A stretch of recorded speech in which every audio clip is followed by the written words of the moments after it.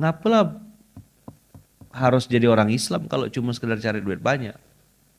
Ngapa ndak bikin tutorial jadi koruptor gitu? Kan enak, ambil duit banyak cuma 3,5 tahun.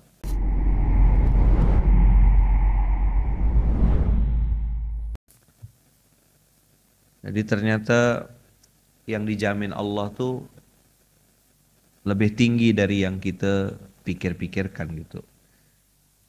Ada istilah money oriented.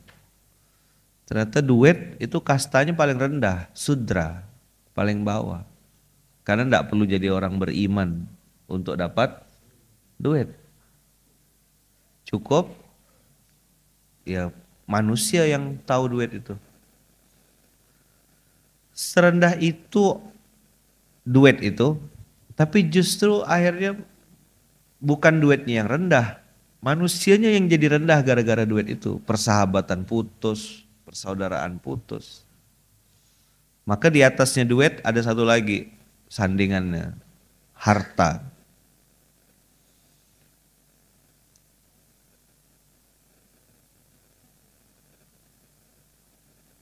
Harta ini ya mobil, barang, rumah, kendaraan, aksesoris, perhiasan, bisnis yang kita ini kan. Itu masuk dalam kategori harta. Usikum wa nafsi bitaqullah Bang Aka. Ternyata Allah kasih kita kesadaran bahwasanya di atas harta ada lagi. Ini bulan berarti udah selesai ya.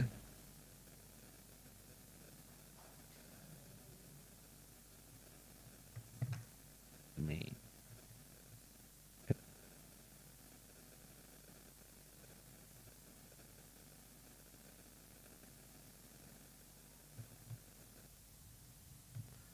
Tadi ada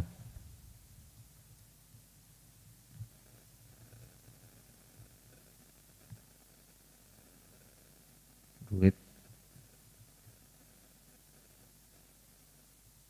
di atasnya ada harta, di atas harta ada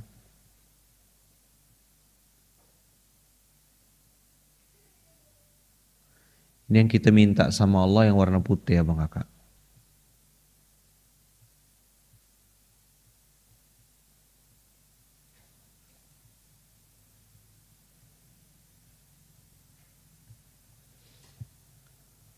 Cemana nyampaikan ini sama anak-anak, sama keluarga. Kalau kita sendiri ndak ngerti tentang konsep ini, karena doktrinnya selalu salah. Kerja nak, supaya apa belajar nak supaya pintar. Kalau pintar nanti bisa juara, bisa ranking. Kalau juara ranking biar apa Bu? Biar nanti bisa mudah dapat kerjaan. Kalau dapat kerjaan biar apa Bu? Biar nanti dapat duit, duit kamu banyak. Ngapalah harus jadi orang Islam kalau cuma sekedar cari duit banyak? Ngapa ndak bikin tutorial jadi koruptor gitu? Kan enak, ambil duit banyak cuma 3,5 tahun. Ngomong apa nih?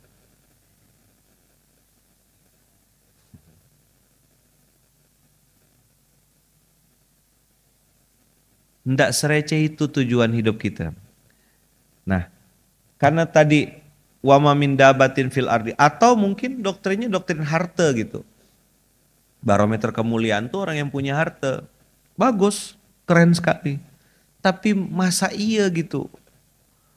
Dari rahim kita Allah sudah berjanji, alastu birabbikum, mempertanyakan kan janji kita tuh.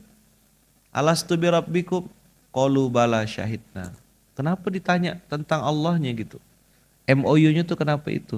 Karena Allah pengen kita punya fungsi lebih, kontribusi lebih. Allah enggak pengen kita cuma sekedar punya duit dan punya harta. Maka gimana ya cara memahaminya?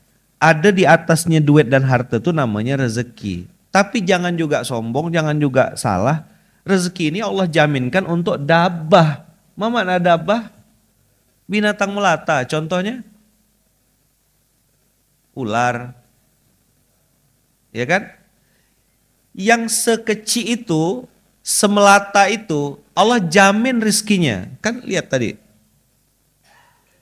Wa ma min dabbatin fil ardi illa Alallahi rizquha, dijamin rezekinya sama Allah. Aku ini lebih besar dari cicak, lebih besar dari kadal, lebih besar dari ular. Sampai Allah jelaskan wa ya'lamu mustaqarraha wa mustauda'aha. Rezekimu sudah tertakar dan tidak akan pernah tertukar.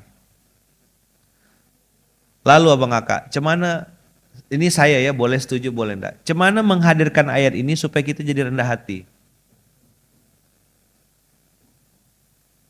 Supaya jadi rendah hati gimana caranya?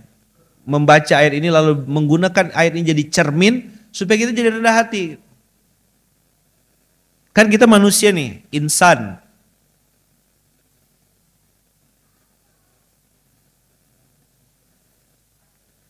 Hai Lukman, kau jangan bangga dengan rezeki yang dititipkan. Allah tuh jamin rezeki sama dengan makhluk-makhluk yang lain. Kalau kau pamer rezekimu atau kau pamer yang kau ini, itu kan sama dengan, mohon maaf ya, rezeki yang namanya rezeki Allah jamin juga untuk binatang melata. Kau tuh sama levelnya dengan cicak, kadal, atau contoh yang paling bagus, babi ya gitu. Sebabi-babinya babi, kan babi. Jalannya nunduk. Kok nunduk ayaman? Dia malu bapaknya babi.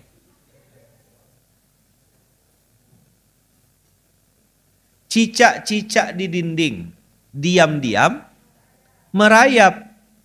Gitu kan lagunya dulu kecil. Terus gimana lanjutannya? Terbanglah cicak itu? Enggak. Dia kalau bikin instastory jatuh dia karena tangan satu kan. Kan 4 tuh. Oh, ada yang enggak nyambung nih. Lama. Karena belum masuk ya transferan ya, belum. Tanggal 1 belum ya? Oh iya belum. Belum. Memang akhir bulan itu menyiksaku gitu. Bukan cinta ini membunuhku, bukan akhir bulan ini membunuhku gitu lah kira-kira. Ya kan, kita ngomong obat merah aja dia enggak nyambung kemarin. Apa obat merah katanya?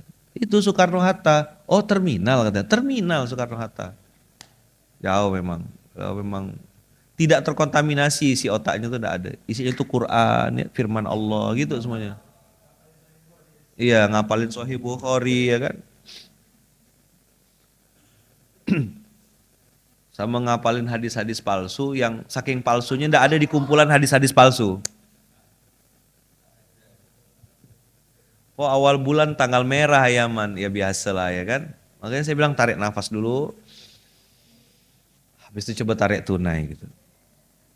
Itu cicak mau insta story kan, ya Allah gini benar nasib aku nih, makananku terbang, aku nempel di dinding.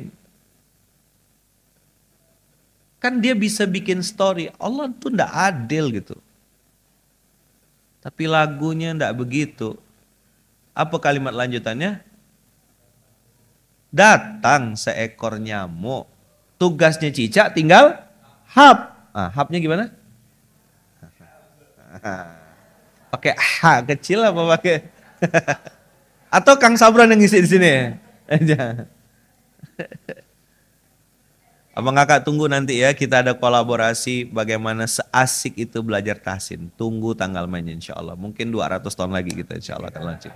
Oh enggak ya, karena Kang Sabran mau balik kan. Jadi belum, kalau beliau balik ya mungkin 200 tahun lagi lah kita launching. Kalau misalnya beliau stay 1 hari lagi misal gitu. Wah Bandung makin jauh ini. Ketawanya ketawa, gimana Kang di sini? Ya saya ingat Bandung katanya. Allah tuh maha baik abang kakak. Sama kayak saya pernah cerita tentang burung gagak yang anaknya putih. Gagak bilang, oh kok anak aku putih gini? Aku kan hitam. Anak siapa? Mana fotonya ada enggak? Di mana waktu itu kita simpan fotonya ya?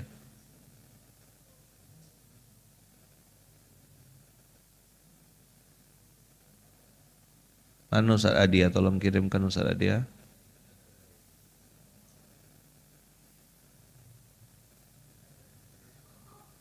Di resum.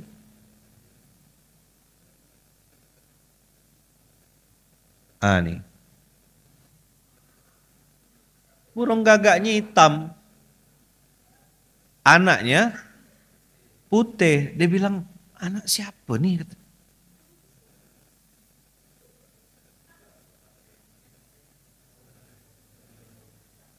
Jadi Mufid, gitu Mufid. Anak burung gagak. Karena gagak ngerasa ini bukan anak saya. Udahlah bulunya putih, ya kan? Baunya ndak enak. Tapi Masya Allah, Tabarakallah, kuasa Allah. Itu burung gagak yang kecil tadi, karena baunya busuk, didatangi oleh belatung-belatung kecil, karena dianggap bangkai. Lalu burung gagak ini bisa makan prasmanan tanpa harus pindah tempat. Hai manusia-manusia yang bisa nonton SMK, yang bisa ngetik-ngetik Instagram, yang masih ada kuota, kau masih ngeluh lalu mengatakan tak ada rezekimu?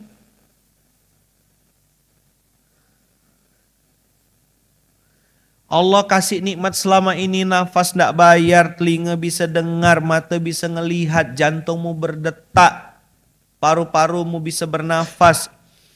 Kau hirup oksigen, keluar karbon dioksida. Masuk zona syukur atau zona kufur selama ini?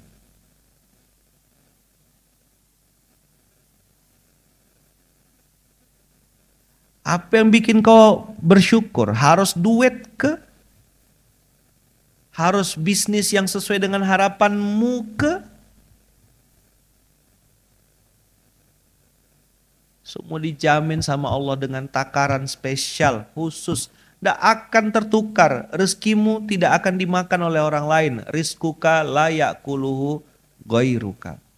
Usikum wa iya nafsi bitaqullah Bang Aka. Saya pun lagi belajar. Selain SMK kita belajar MTS. Apalagi MTS saya menentukan titik syukur. Di level berapa kau mau bersyukur? Harus duit masuk ke rekening dulu ke? Harus semuanya sesuai dengan planningmu? Atau kau bisa bersyukur tanpa syarat apapun? Ada iman yang disyukuri, ada Islam yang disyukuri, ada kesempatan amal soleh yang kau syukuri. Allah pertemukan dengan banyak kebaikan. Naik levelnya Bang Aka. Tidak lagi berpikir hanya sekedar duit, harta atau rezeki. Karena rezeki dijamin juga untuk babi tadi saya bilang. Benchmarkingnya harus babi. Supaya enak kita, ndak sombong gitu loh. Ndak menganggap ini hasil kerja keras kita, ndak menganggap ini hasil kontribusi kita. Ndak ada sama sekali ya Bang Kakak. Selevel burung gagak tuh diatur Allah sedemikian rupa, datang rezekinya. Cicak tadi diam di dinding, datang rezekinya.